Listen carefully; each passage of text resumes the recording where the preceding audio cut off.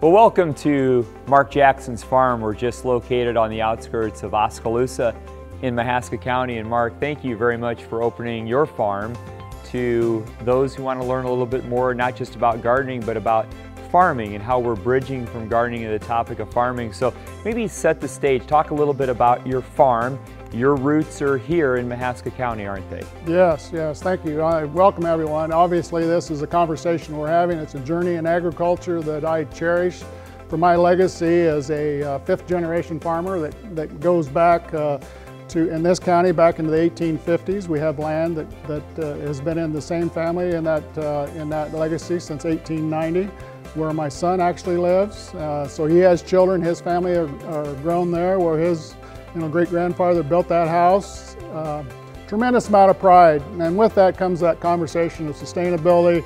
The whole conversation of agriculture within lays, and we just move forward with telling our story. It's so exciting because we're able to connect with our urban neighbors, the 99% of the people who do not farm in this country, and tell our story, because it's a very impressive story that agriculture has put together over the last multiple generations. You're a leader in Iowa Soybean Association. It's one of the organization that supports the work of the Iowa Food and Family Project.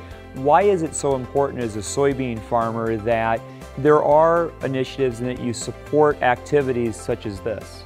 Well, as my time has gone by, I think I started with working with the Iowa Soybean as a director back in 2004, and have gone through several different stages in that directorship. But it's been a conversation, a growth process, where the farmer has taken their very own dollars to expand the conversation, to sell the product, to promote the product, research, and tell that story of agriculture. And it's been a very successful story, especially the last 20 years of this conversation.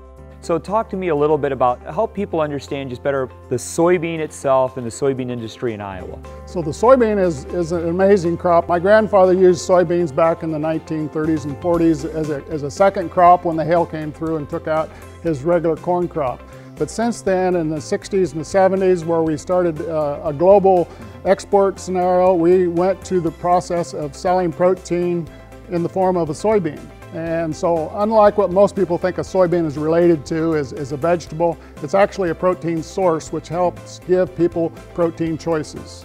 Soybeans that we grow here in Iowa, where do they go?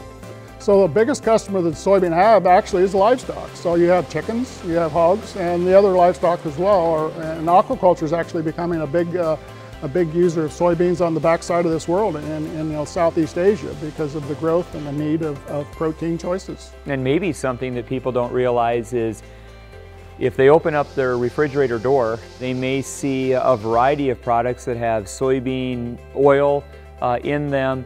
Talk about the different components of the soybean, and you mentioned use in the livestock feed. There's also a portion of that soybean that's for human consumption as well. Yes. The soybean oil portion is well used for the cooking process, which is an everyday use, and I think probably about every item you find in your kitchen somewhere along the line has either corn or soybean in it of some form. So there again, it's that nutritional options that the American farmer gives to its consumer. And then the oil can also, it's a fuel as well. So farmers are using a portion of that oil at biodiesel, correct? Very, very much true. So I mean, the life cycle analysis of the soybean itself is that one unique biofuel from an environmental standpoint.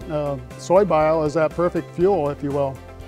So let's grow together, a part of the Iowa Food and Family Project. Iowa Soybean Association, a partner of the Iowa Food and Family Project, very involved, very engaged in this campaign, and we're looking forward to having a lot of conversations about food and farming and gardening throughout the coming year.